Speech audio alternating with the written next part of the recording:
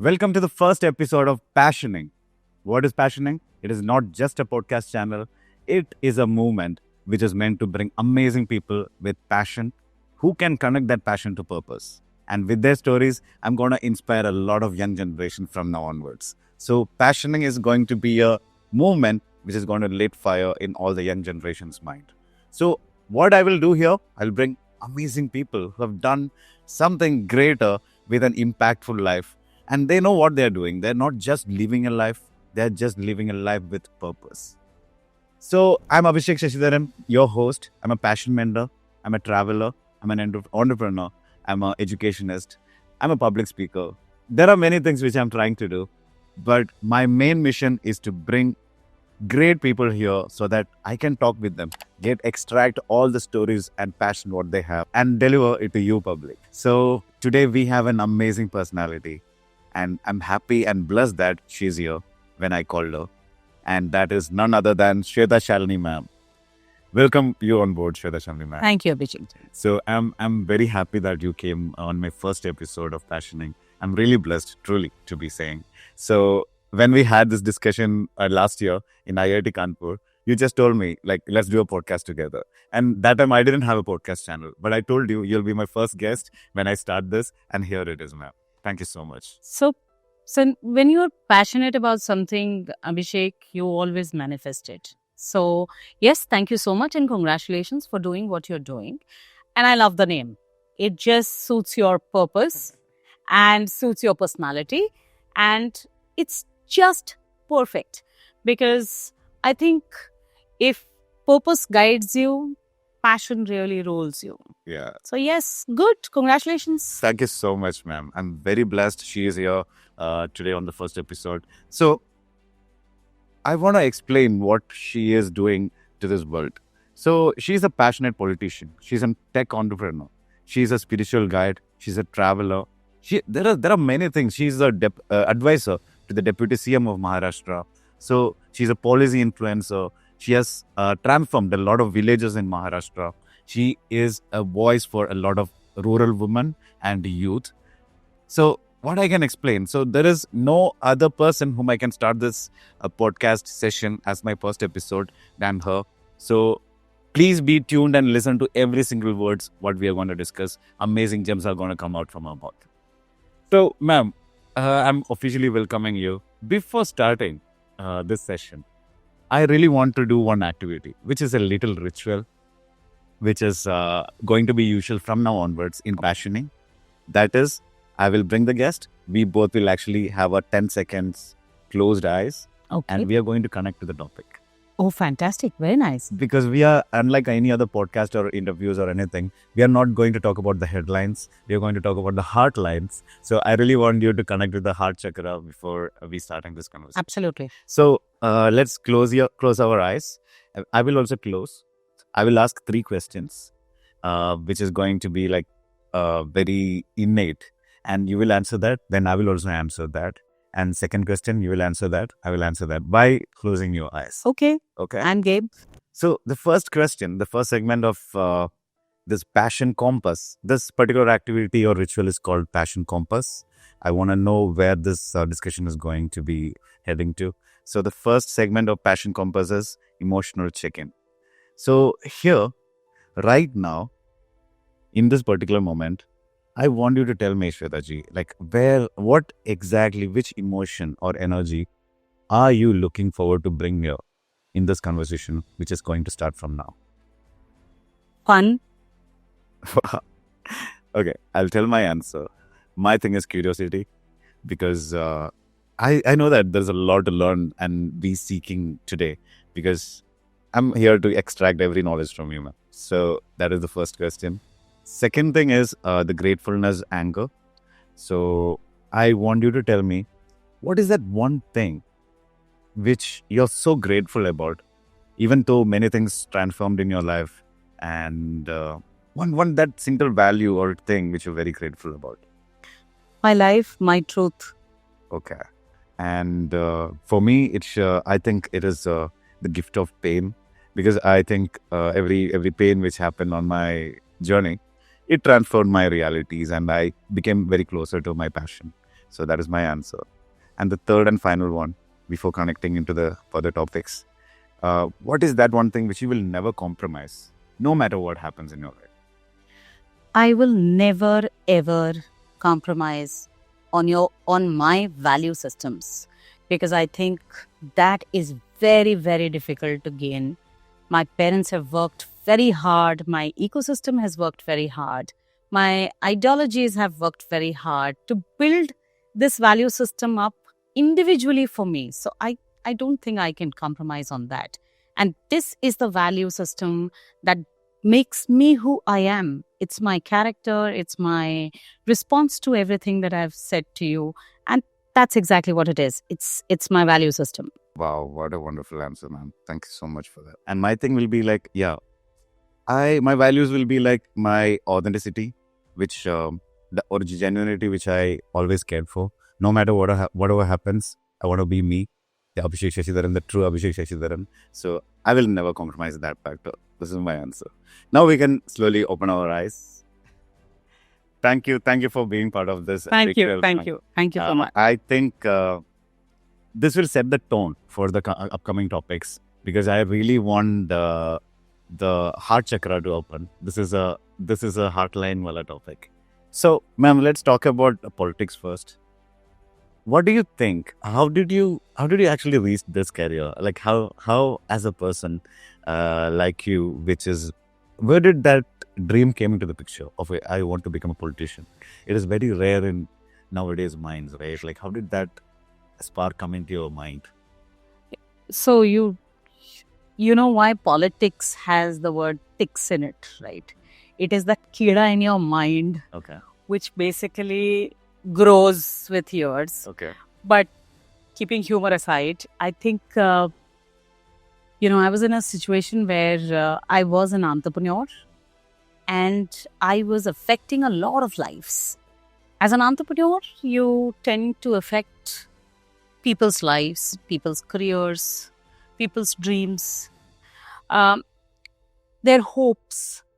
And when you look into their eyes, you feel that I'm a medium that he or she will use as a ladder to achieve her hopes and dreams and careers. And that's when I realized that if there is a position of power where I can see this hope and create that ladder in almost many, many, many lives, then it is politics.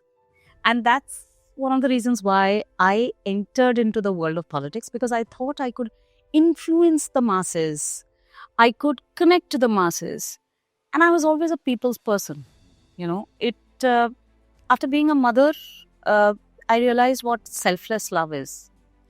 But a mother is always selfless towards her own children.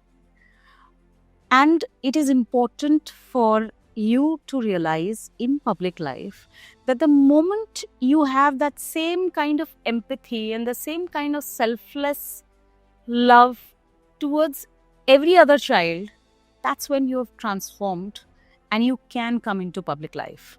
And that was slowly happening to me. I think it was this calling, what you call as passion.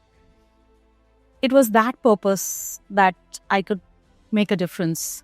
It was that purpose which said that I am different, that I actually stepped into this world. Have I been able to make a difference? Not yet.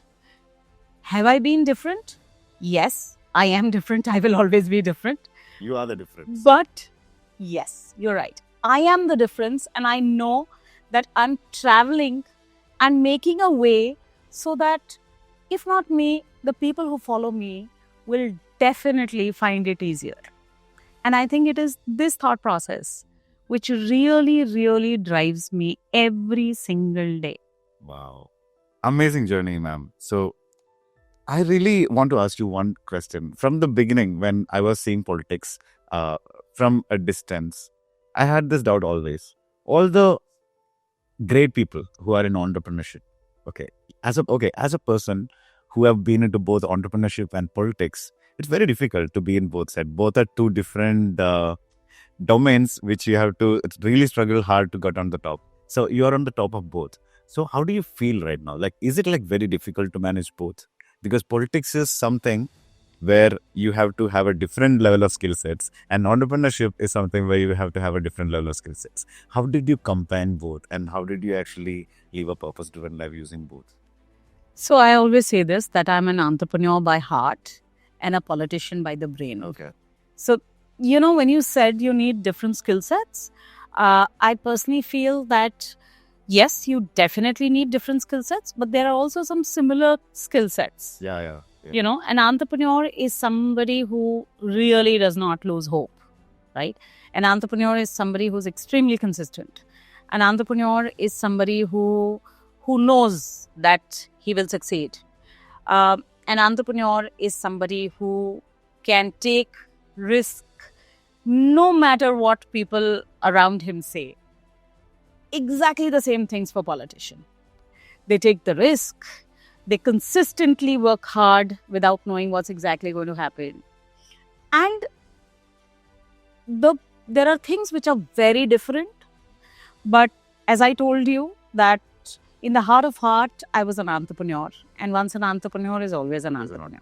So, I think ideas, I innovate, I'm imaginative, I'm creative, I'm also curious, and so on and so forth.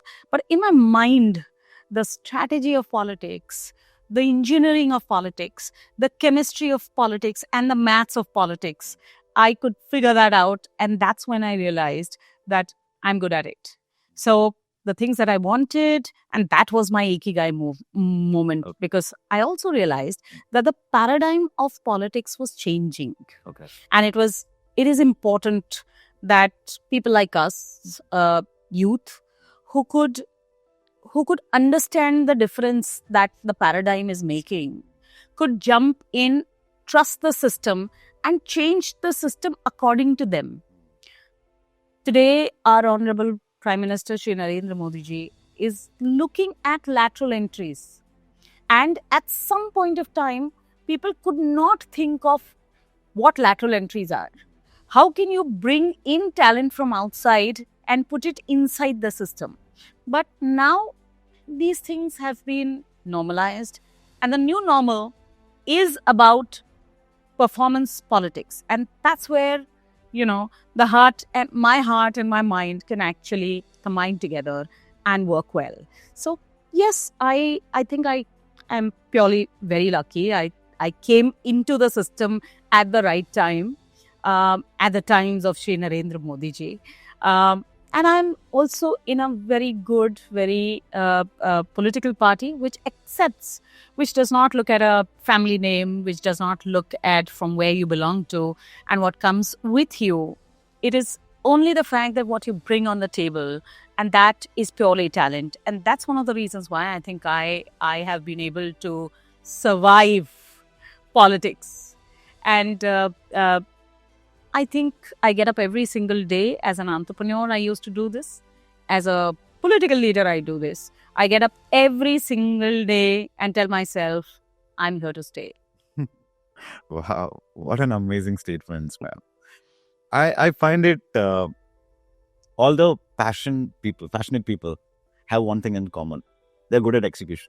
I think everybody has dreams. Everybody has wishes. They all want something greater. Let it be finance, let it be impacts. Everybody wanted to do an impact. But what makes a passionate person different is they are ready to take execution into next level. So, as far as I have noticed, all the great businessmen are executionists. And you are proving that an entrepreneur also can come into the politics. Because I always feel that great entrepreneurs should come into the politics, and they should lead the nation, and they should actually come in because they have much more experience when it comes to understanding where things go wrong. That is where it starts. So how do you think about that, Ire? Can every entrepreneurs who are good at executions think about coming into politics? What is your viewpoint about that? So, every man to himself, but my opinion is very, very clear. Anybody who should come into public life should come into service Service. and should have a mindset of service. Okay. As an entrepreneur, you should not and cannot have a mindset of service. You're right. Ideas are diamond dozen. It is implementation, which is very, very important. It is execution, which is very, very important. Hence, in the governance side of politics, execution is extremely important. Yeah. So if I'm dreaming of development, for me to convert that dream into actual developmental project, governance comes into very important, right? And for that, I need to understand who the right person is to implement it. I need to identify the people with the right talent. I need to understand what the team can compromise of, and so on and so forth. Now, this is a skill set of a person who can do the execution, Yeah. right? Yeah. And sometimes also an entrepreneur or somebody who drives the business. But for public life, especially in politics, as a politician, it is important to have empathy. It is important to sometimes understand that when you're sitting on the top of the pyramid, there are always people who will need your attention more. So when we are talking about marginalized classes, there are people who are marginalized and they need to be looked at in a very, very different manner. And hence, as a politician, one of the first things that you need to have is empathy, is the fact that I want to give my service and never look at what profit I will get out of it. Execution is important, but more important is the intent.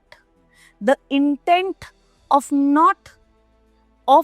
actually giving value or delivering value to people who need it and need it the most. Deserved ones. Exactly. And that's why, especially in Bharatiya Janata Party, we talk about Antyodaya, which means every development purpose needs to reach the last mile, the people who really need it the most.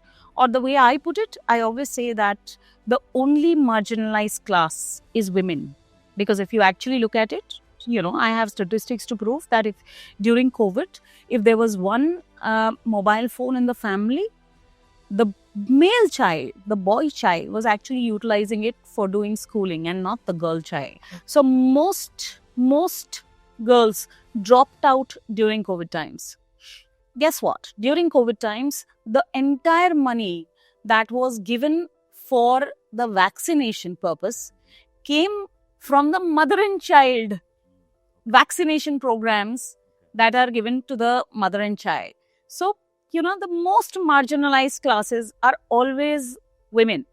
So I understand that, and that is my empathy that I feel for not one woman or not a class of women or a sect of women or a religion of women. It's just women as a whole. And that's where I feel that whenever you look at politicians, whenever you look at politics as a career option, you need to not look at it as a profession. Your profession needs to be different, but you have to look at it as a service. And that's why UPSC is Union Public Service Commission. So bureaucrats also need to be looking at it like a service because they are also into public life. Yeah. Wonderful, ma'am. So you touched the points like how a person shouldn't just dream about politics as a career, and it shouldn't be your career. It should be something which should automatically come when you really wanted to help the public. Exactly. So it should come you more than you going for it. Exactly. Right? Yeah? Exactly. Wonderful answer, ma'am. So I have one tricky question right now. As a kid, a 10-year-old Shweta Shalini, how was that 10-year-old kid? Like, was she dreaming about politics? Was she dreaming about entrepreneurship? And one more question as a follow-up question. That is, what if that 10-year-old Shweta Shalini is seeing this Shweta Shalini? What would be she feeling according to you? It's a tricky question because it opens up a lot of thought process in your mind when you're answering that. So, you know what? On a lighter side, let me tell you what my mom says. Okay. So, every time my mom looks at me and says कि ये बच्ची जरूर अस्पताल में बदल गई है, हमारी तो दिखती नहीं है. So, you need to understand that I come from a completely non-political family, right? But trust me on this, and trust me when I say this, the 10-year-old Shweta Shalini and people who have known me, my friends who've seen me since I was 10 years old and upwards, when I was 15, I was 17. So my school friends, my college friends, even if they meet me right now, they will all say that I haven't changed a bit. I was exactly the same. I was loud. I knew that I'm going to be successful. I was opinionated. I was extremely vocal. I said what I thought. I was passionate back then. Maybe I have learned a couple of things in my journey, but the traits remain the same. A 10-year-old Shweta Shalini never dreamt that this is what I want to be. I firmly believe in intuition. And at that point of time, also, I knew that whatever I will do, I will be successful.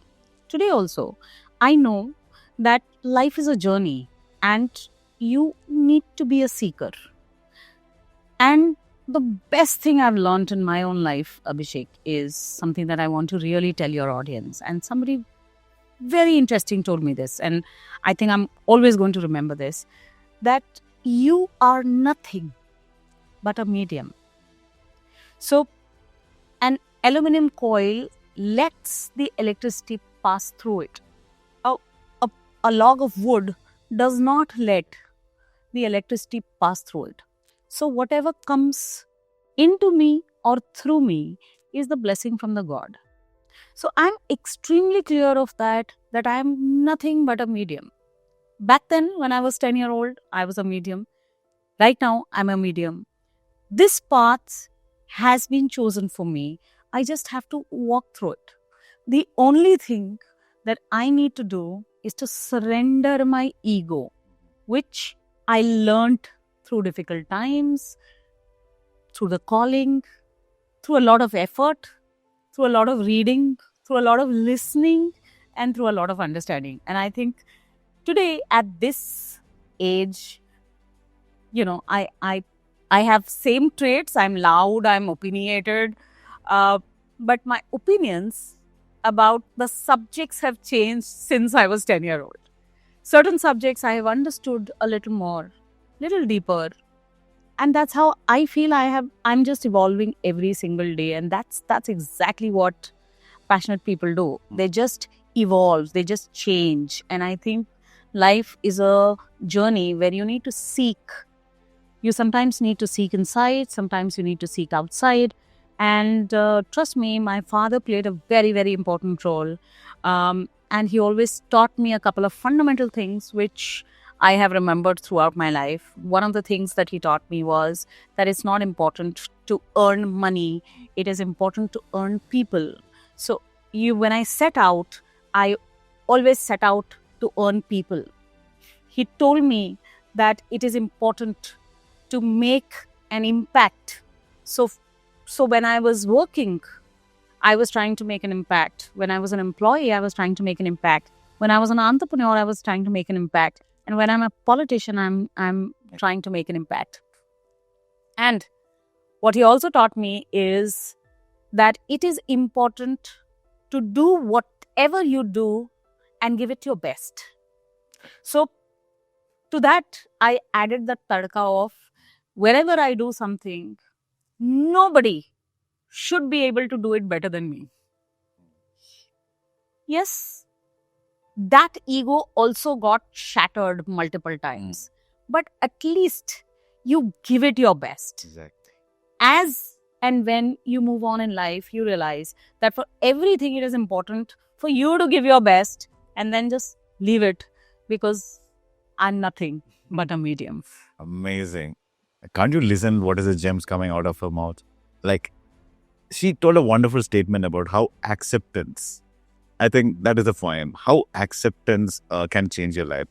And the wonderful example is the wooden log and the aluminum coil, because just like how she said, the aluminum foil will let the electricity pass by and nothing will happen to it.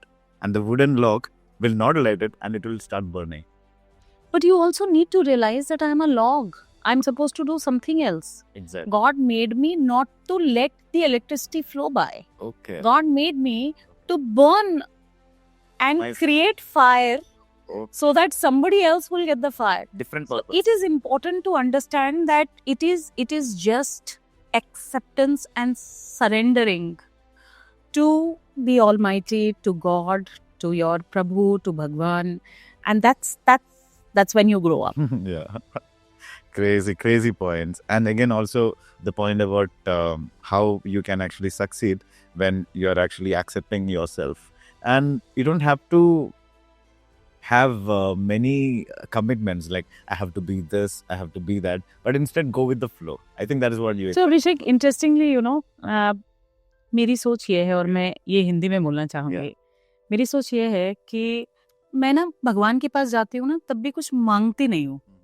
Because मुझे हमेशा लगता है मैंने कम मांग लिया तो मतलब मैंने जाके बोला कि मुझे क्लास का मॉनिटर बना दो और भगवान मुझे स्कूल का कैप्टन बनाने वाले हैं. सो his plan is definitely better than mine.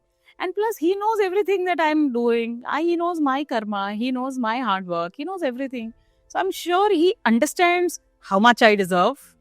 And he will give me accordingly. I mean, Yeah. he's not like the accountants back here on earth.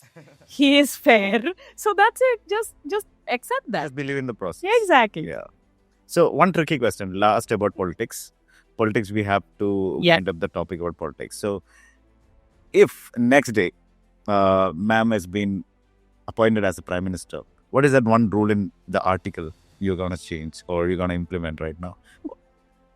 It should be I'm very sure that a person like you will have something in your mind like that. What will be that? If tomorrow I'm made the Prime Minister, Yeah. I will reinstigate Narendra Modi ji back into power for sure. Because I firmly believe that India needs another few years of Shri Narendra Modi. Because for the first time, and of course he's my inspiration, and you have realized this from this. Because trust me on this, there's this one thing that strikes you about many people, and this one thing that strikes me about Shri Narendra Modi ji is that he made me believe of all the people that it is possible. So, Hindi में कहावत है कि अकेला आदमी क्या करेगा, अकेले से क्या होता है. And India used to say it quite often. अकेले से क्या होता है, मैं अकेला थोड़ी change कर सकता हूँ. He's one person who's actually shown that yes, one man can do it. One single man can do it. And so in any case, that one single man cannot go. But as far as if I have to write a request letter for the Prime Minister to say that this is something that you must implement, then I personally feel that representation of women is something that we need to be talking about. Because, if India has to become a superpower, then India needs to have the 50% workforce in action. We are driving towards that, and there is a complete societal ecosystem change that is happening. Shri Narendra Modi ji is now talking about women reservation also, but it's not primarily only the parliament. In committees, in real life, on boards, more than just policy, this needs to get into action. So I personally feel this is something that my focus is going to be on. We wish it will happen very soon. I'm wishing you all the best so that I can see you as a Prime Minister in the future.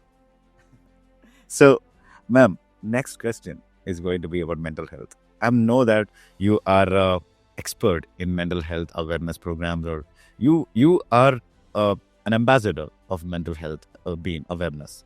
And being in politics is such a noise. I'm sure that you agree to that. But mental health is always silent. So how do you actually, while being in this career or service, you're going to meet a lot of people who are good and bad. I'm not calling it the good and bad, but again, different sort of energies. So how do you protect your energy? And what are your methodologies you keep up to make sure that you stay the same, you protect your energy, you make sure that whoever believing in you is getting the same energy, even though you're getting affected from the other negative negativities. So how do you do that? So, Abhishek, I simply believe that, when you face the sun, do you know where the shadows fall? Yeah. Behind you. So, it's as simple as this. You need to face the sun. And I think sun is the biggest source of energy. So, you face positivity. You face what gives you energy. Why do you have to face what is negative all around you? So, the focus has to be very, very clear. I'm focusing on what I have to do, what I came here to do. I'm focusing on what I can bring on the table. And there is going to be noise. There is always going to be noise. हाथी जब बाजार में चलता है तो बहुत सारे कुत्ते भौंकते हैं. But, an elephant is an elephant and a dog is a dog. Yeah. Right? Yeah. Also, for me, it's very simple and I genuinely mean this. I get up in the morning, I do the Surya Arga. And जब मैं सूर्य का अर्घ देती हूँ, that's when I realize that my shadow is behind me. So it's okay. There is darkness when you shut your eyes. When you open your eyes, you need to feel the energy. I've come here for a purpose and I know that. It's fine if people are not thinking like I'm thinking. It's okay to think differently. I told you I'm opinionated, right? So if somebody is as opinionated and has an opinion which is very different from mine, I need to respect that. It's fantastic, right? Otherwise, God would not have needed two people, right? God would have created just one person. But He wants more and more opinions to come by. And that's why you believe in democracy. Democracy is about voices. It's not about noises. But with voices, noises come. So you need to figure out within the noise which is the actual voice.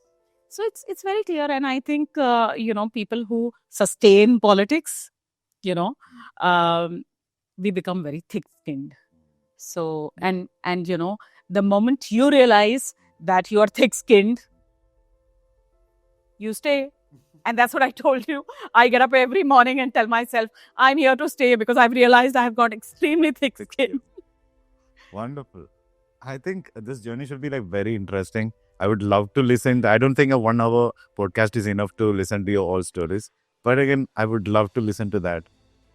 One interesting question what I want to ask is, being in entrepreneurship, that is startup nurturing, and also into politics, let it be the youth, let it be the rural woman, or anything, you must have seen what is the mental struggles each one of them are facing when they're trying to do something greater. Being a passion mentor, I have seen it myself. So I'm very sure that you would have seen it on a bigger scale. You would have seen many people struggling hard even though they have talents and they are not able to reach the mainstream. So what do you suggest when somebody is very passionate? And you know that when somebody is passionate, their mental thought process is very different. They don't understand all these gimmicks and everything. So they don't really know how to go ahead past that biggest river. And what do you suggest when it comes to mental health? What a passionate being should do when they are facing challenges in the beginning? Something very different in terms of a basic common man. See, the best way to come out is to walk through. Mm-hmm. Yeah. So if you feel that there is a challenge, if you're truly an entrepreneur, you will definitely look at it like an opportunity here. That's why you're an entrepreneur. Everything is a challenge, and hence it is important for you to get up and say that if there is anyone who can change the situation, it is me. But yes, you're right. It is important to also create. See, we in the country today are looking at creating 1 billion entrepreneurs, right? And the ecosystem is building up. There are more people who are supporting the other people's dreams. there are more people, there are more finance available, there are more people who are hand holding, there are many people who are mentoring, and so on and so forth. Now, when the time comes and when it is the right time, and that's why I always say that it is the right time for India, because all the pieces are falling in place. The ecosystem is now almost ready for entrepreneurs, right? And that's when I say that whoever wants to dream of being an entrepreneur should dream now, because the next 10 years for India is going to be the 10 years that none of the generations before have actually seen, including ours. We struggled. Nobody knew what entrepreneurship is. My own father hadn't heard the word entrepreneur when I told him the first time. You know, when you used to look for employees, nobody was interested in becoming an employee. At that point of time, for a startup, today, everybody wants to do a startup. Everybody wants to be an entrepreneur. Why? Because they understand that there are opportunities. And the time for India is now, because I think we have the market, we have the talent, we have the people, we have the money, and most important, we have the purpose. It is 145 crores of people who are saying that we are going to make India the next superpower. It is not one man named Shri Narendra Modi. It is the people who believe that, and they are working towards it. So I feel that the time is now. So whether it is a woman or a man, I think it is important that we understand that if you're an entrepreneur, my rules, my tips are very, very simple. One, please remember that gender is not a talent. And talent has no gender. Right. So, if you're an entrepreneur, you can be a woman or a man. Second, I think I always say this, that right to finance has to be a fundamental right. Right? It is not mentioned in the constitution, but until we have this, it is very important it is impossible to create that 1 billion entrepreneurs. And hence, right to finance is very, very important. Now, this right to finance can be from institutions, or it can be from banks, and so on and so forth. And that's exactly what is happening today. And last but not the least, I think the network is getting built. So there is a network that exists in India today that wants every single entrepreneur to come up so that they can support them. So just reach out. I think the government, the networks, the supporters, the mentors are right there. We have incubators in place. So you just have to rise and shine and say, okay, I want to reach out. Please come and help me. Wow. I think, that is one very amazing line, what she said. India is going to change, become a superpower in next 10 years. Not even 10 years, I guess. Before that even. So this is the right time, you guys, whoever is passionate, entrepreneurs, to start whatever you have. Don't wait for the right time. Just start it. Just wait for the correct opportunity. Just blast when it is required, right? So amazing statements, ma'am. So we just now talked about entrepreneurship, politics, and mental health. Now there is one important thing which is always there with Shweta Shanley, ma'am. That is spirituality, right? And being the speaker and the supporter of Hindutva, that is the Hinduism, I would love to ask many questions about that, because it's about Sanatana Dharma, and that is what the roots of Bharat is always lying on. So I wanted to ask you this thing. So for a long time, I was always having this slogan that spirituality is an ocean and religion is just an aquarium. So, but when it comes to Hinduism, it is very different, because Hinduism was never a religion. It was a way of living, the life practices when around the area where Indus Valley civilization was happening. It was called Hinduism. So, what are your viewpoints about that area? Like, how do you see spirituality? What is your definition of spirituality? And how is Hinduism helping you to attain that spirituality? And what do you want the people, the young generation, or whoever listening to you, want to understand Hinduism in a way how you teach? Would love to listen your viewpoints about that. Okay. So, see, I'm no guru. Yeah. I'm on my own journey. Yeah. And that journey is what is, for me, spirituality. Okay. Because I firmly believe that spirituality is a journey. Like politics, it's a journey. Your journey towards spirituality. You start understanding what life is, what the purpose is, what is the calling of yours, who are you, why were you sent on earth. And to help this comes in play your value system, your belief system, right? Your own karmas. So let me tell you a very quick story and I'll be very quick with this. ये story मैं हिंदी में सुनाती हूँ because there'll be a wider audience for this.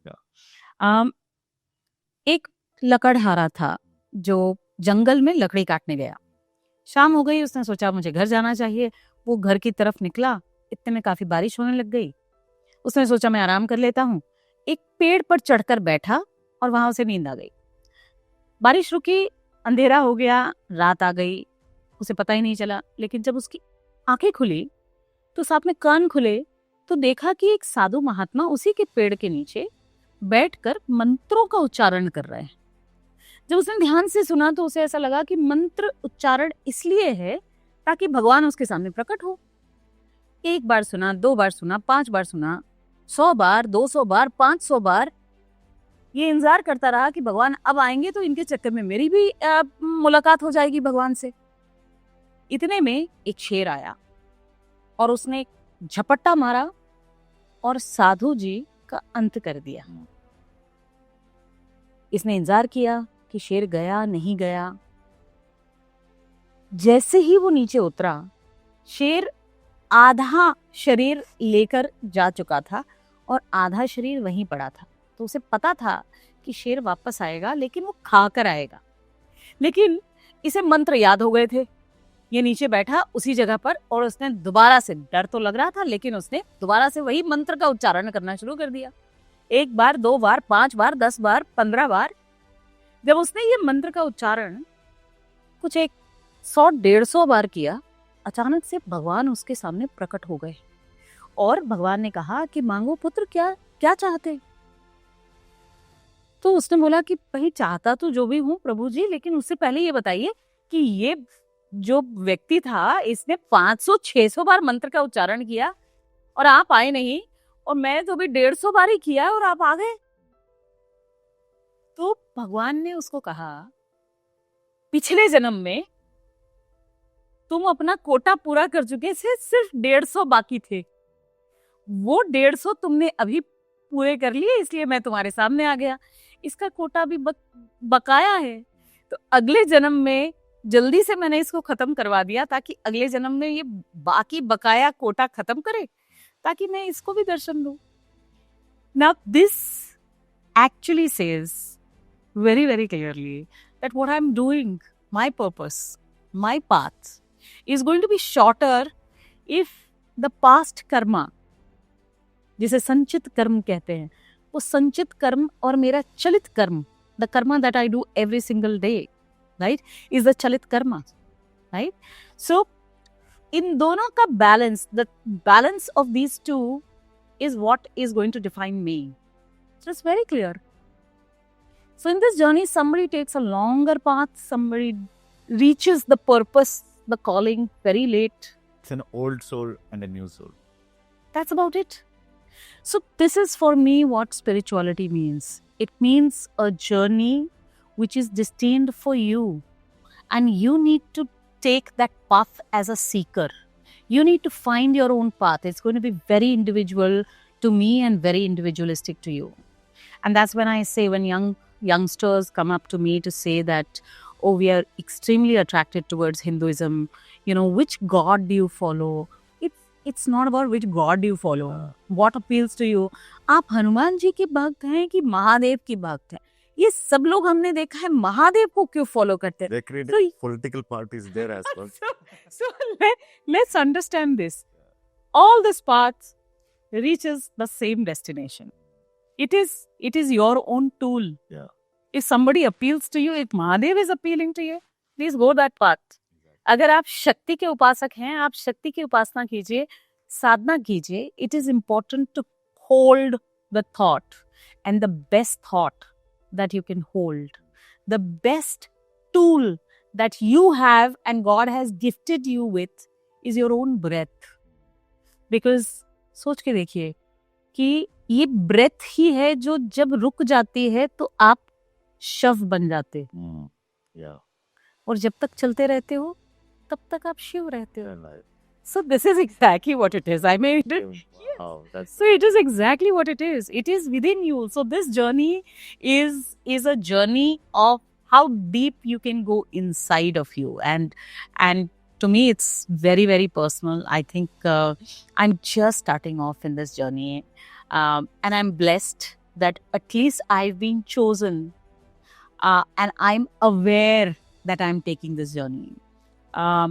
I would really want to add that your political journey is also like your spiritual journey. You are alone, you have to be a seeker, and it is as challenging.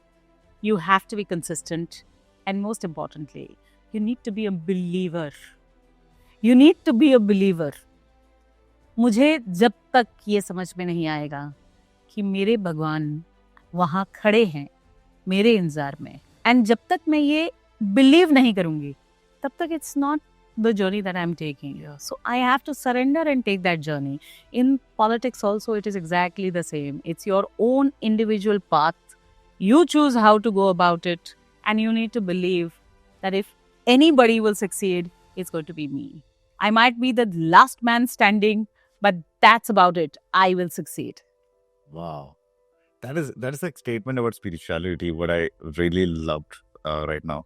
Because for me, spirituality is self-realization. So I define it that way, ma'am. Because I feel that whether it is passion, purpose, success, spirituality, whatever it is equal to self-realization for me. यही तो सनातन धर्म है, अभिषेक. Same, yeah. The definition for you and the definition for me and the definition for him is going to be very, very different. And all your audience will have a very different feeling around spirituality. Yeah. But that is the beauty of Sanatan Dharma. Everybody is welcome. What you need to understand, Dharma, I always say this, not because I come from this ideology, I always say this, Dharma, one of the first thing that they talk about, that teach, is Matri Dharma. Matri Dharma. Matri Dharma. What is Matri Dharma? As a mother, what is my Dharma? Okay. Patni Dharma. As a wife, what is my Dharma? As a daughter, what is my Dharma? Now these are, it is duty. Yeah. It is my duty. It is the purpose for which I came into life. That's about it. Nothing else. Nothing else. That is your Dharma. You define your own Dharma. You define your own purpose, and it means what it means to you. Wonderful. Wonderful. What a statement. So I really loved all your viewpoints about the Hindutva, the spirituality, how you're taking care of it, and how you allow that. See, it's all about having inclusivity with intention, right? Hindutva is actually basically about Bharat. And how do you think, how do you suggest the young minds right now who are a little bit disconnected from the mainstream, that where they are coming from, who they are actually, and what is our culture, and how can they reframe their lives back into that roots so that they can be more productive, whatever they are doing. So I recently heard one of the good statements, I think Sadhguruji actually told that, see, Bharat was changed name to India, and they got, when somebody's name is changed, right now I'm telling you, you are actually Dilip, but I'm changing you to John. Now, so he will not understand who is he and where is he from. So similarly, what do you suggest for the young mind? How can they actually connect back to the roots? I hope we are not talking about the nationalistic areas of the topic, but again, still, how can they connect to the culture? How can they connect to the roots of Bharat? How can they make sure that they can understand how they have been wired, and how not to look at the Western templates and just understand whom they are? Okay, so in one word, just be curious. Yeah. See, I'll tell you, the young generation, the youth is curious. Yeah. And they should use this quality of theirs to basically understand where they came from. Now, having said that, I always say this. You know why Indians are very intelligent? They are extremely hardworking. They are very intelligent. You go across the world, it's not us Indians that they say it.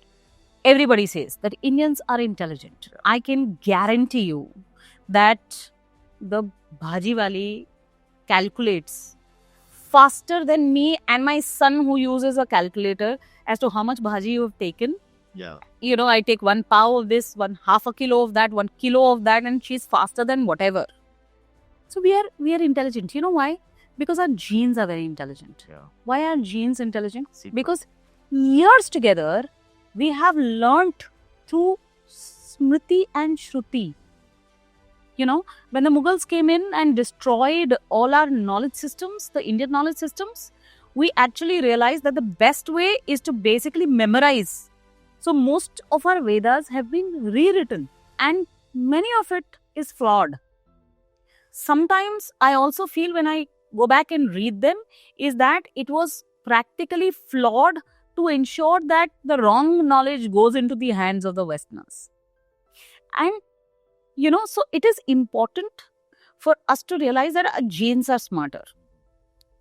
But why are our genes smarter? Because many years ago, our ancestors did things which helped our genes to be smarter. What did they do? So there are tools, there are templates that they have followed. So one, innovation is the key. You need to change with the times, you need to innovate, you need to plug in the best. So technology is today's times, modern times. So you need to plug in the technology in your life. But does that mean that the template that your ancestors followed to ensure that your genes are faster, you forget that? You don't, you shouldn't. Hence, very simple. You find the dissecting point of logic and science, and especially for Sanatan Dharma. We are the only knowledge system, we are the only dharma which had science integrated into Hindu Dharma.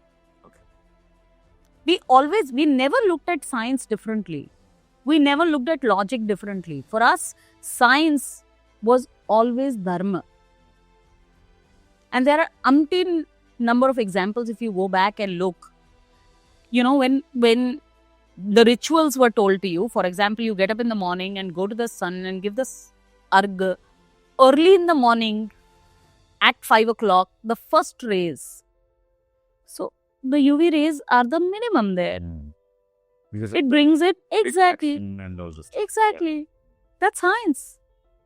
And even so for people who could understand, for people who could not understand, for people who would go dig deeper, people who were seekers, that was the answer. Yeah. And even keeping your head towards the east direction while sleeping. Exactly. When it comes to all the books, when it comes to Hora Shastra, hours and minutes and all are written there in different area. E is equal to MC square. Exactly. Everything is written. So a lot of work right now is happening around how science in ancient Vedic times has been modified or has been destroyed and so on and so forth. And a lot of people are working around it. And I personally feel the next era, the next decade is of Indic sciences. So you will see a lot of Indic sciences coming back into play, especially with the use of technology. And that's what youth is doing today. So I would say that today's youth is fundamentally very strong. In fact, our sandwich generation is the problem, because our sandwich generation was not taught really. Yeah. And because we were not taught, because we were ashamed of our own roots, you know, we actually transferred the same to the next generation. But I find the youth very smart, they are focused, they know where they are going, and hence there's a lot of work which is happening right now. Also, India is at a time where India has awakened. India has realized that my strength lies in my own roots. But having said all of this, in your simple life, in my own simple life, I always say this, that I'm a staunch ritualistic Hindu. Okay. Which means I'm ritualistic whether you like it or not. So I will follow everything which I have either known, I have heard, I have learnt, or I have experienced. It is important for you to experience this And that's when you realize that this is part of your journey or not. And hence I say that for me it is important. I get up early in the morning, जिसे भोर कहते हैं या ब्रह्म मुहूर्त कहते हैं. I get up then, I do my yajnas. I perform. I sometimes perform during Savan. I perform yajna almost every single day. I fast, and now people are saying that 2-day meal, intermittent fasting. Fasting is very good for your. But we have been fasting for years, and when I'm fasting, I dedicate it to a purpose. I dedicate it to a God. I manifest. I give it away. I say that I'm going to the best thing in my life today is I love foods. I love flavors. I'm going to sacrifice that. Tomorrow is Nirjala Ekadashi, which means that people will not drink water the entire day because it's the month right now because of climate change where we are seeing rains here in Mumbai. But otherwise, it's peak summer during this time. And your digestion is such bad that it is good that you go for a 24-hour fast without water. And that's exactly what is water fasting today. It is, they say that, 2 weeks, one day you should go without water. That's exactly what Ekadashi is all about, the 11th day. So, I personally feel that Sanatan Dharma actually is the template. So, just follow Sanatan Dharma and you will realize that the template was made for people to live their way of life. And that's why it's called the way of life. Way of life. That is exactly. I have accepted that and I'm extremely proud of the fact that I was born here. I've been exposed. I was born a Hindu and I've been exposed to the learnings of my ancestors. I just have to utilize it. And I'm utilizing it. And so should you. Very, very powerful statement, Pam. Because I feel most of people sometimes feel very shameful to talk about their own culture and everything, their religion. And it is all okay if it is considered as a religion. But Hinduism was never a religion. It was a lifestyle of a people who were living in Hindustan. And other religions also came in. And then it became a religion. That's what exactly happened, I guess. Right? See, I personally feel that, you are ashamed of your own religion. Yeah. When you are ashamed of your own identity. Yeah. At some point of time, if you would go to the US, and people from South would always go to the US. They go everywhere. You would see them changing their names. Exactly. Right? Yeah. Every Krishnan became Krish and then later became Chris. Yeah. Because you were ashamed of your identity.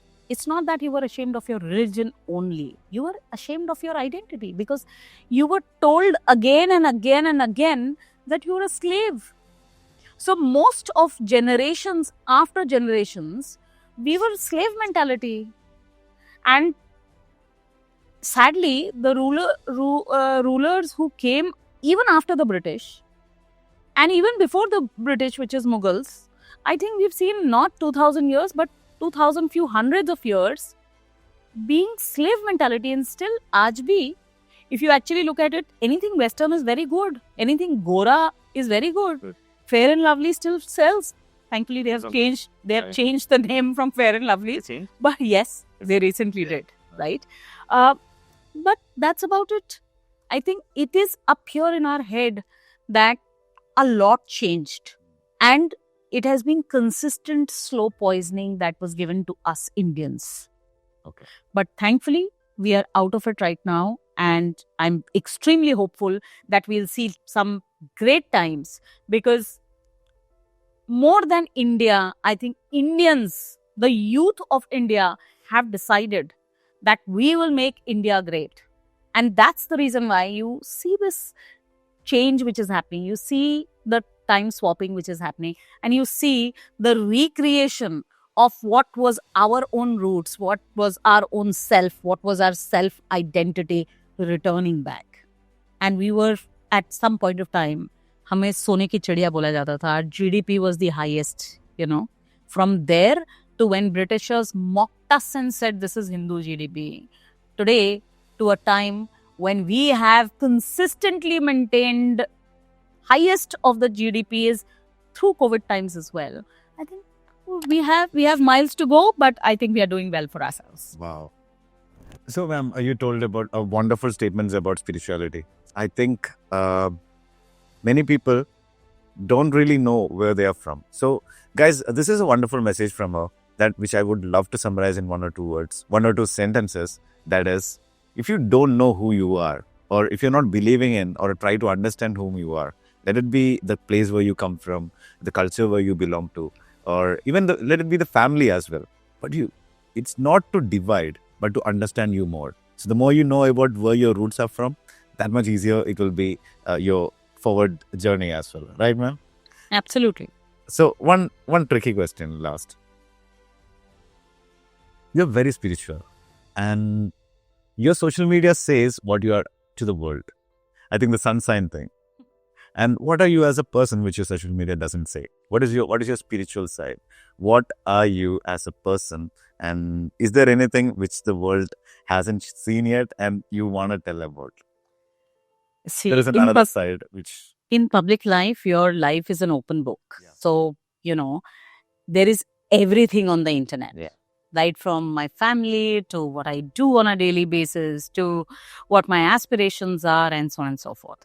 But, it is not what you say. Truth has three angles. What you show, what the other person sees, and what reality is. So I think if there is one aspect that people don't know, then it's the fact that I'm human. I have my mood swings. I have my own issues. I blame it on estrogen. I have my good days and bad days. And I also have doubts. It's natural. Sometimes it is not natural to doubt yourself. Sometimes it is natural to doubt your journey. Most often than not, when I entered into politics, I was new here. I had nobody to talk to. So many a times I would feel lost. I had absolutely nobody that I could talk to. I have my own heartbreaks. I have my own stories. I have my own struggles, right? A lot of people who see me on Instagram or see me on, social media always tell me that, ma'am, your gym videos are amazing. I have a lot of people who tell me that, I started going to the gym because I saw your videos. But the fact remains that I am a chronic PCOD case. So the day I don't go to the gym, it is a spoiler alert for me. Yeah. Right? Yeah. So, not that I maybe love to go to the gym, I have to go to the gym. And because I know that I have to do it, I love it now. So, this is the attitude that defines me. Yeah. Whatever it is, you need to show up. Yeah. And that's what defines me as a person, as a human. I show up. I show up for commitments. I show up for work. I show up for friends. I show up for my family. I show up for my responsibilities. I show up for my own dreams. And trust me, I show up for myself. And that's why I will show up in the gym. I will show up and meditate. I will show up and read books. But that's what I do. That's what I am. I'm human. But what controls me is that purpose that I'm madly and deeply in love with. I'm deeply in love with that purpose of mine, which tells me that I have to keep going. And that's one of the reasons why I just show up. Wow. Amazing, ma'am. So we are getting to the last point of this interesting discussion, which I don't want to stop. But again, we have to limit it because so that our audience... You have something interesting for the last? Yes. I want to. And something more difficult? No, not for you at least. Okay. So the question is very simple. The last question, very simple. What is your dream? But before that, I want to actually narrate it in such a way that because all the audience is trying to listen to your dream, so that I want to first define what is a dream for them. Okay, so a dream is something. It shouldn't be a job role or a career position or a financial position which you should be aiming for. So when I ask, and ma'am is going to answer, we are going to talk about dream in such a definition that what is that person whom we want to become after 5, 10, or 15 or 20 years. That is as a person only. It doesn't have any materialistic badges into that. So my dream, I will always, from a long time, I've been telling this dream. When I speak for 1 minute, a billion of people should be getting inspired about it. I want to become such a person at a time who can inspire billions of people. So now I'm very curious, just like you guys, to hear what is ma'am's dream. So what is your dream, ma'am? What is Shweta Shalini ma'am going to be in the coming years? How can we see her? So, yes, you were right that the question is difficult. And you made it even more difficult with that definition. So, my dream is very simple. So, whenever somebody asks me this question, I always say this, that, my children will definitely remember me because, of course, I'm a bully. But but more than that, I'm their mother, right? Maybe a lot of friends, people, the lives that I've impacted, they will definitely remember me.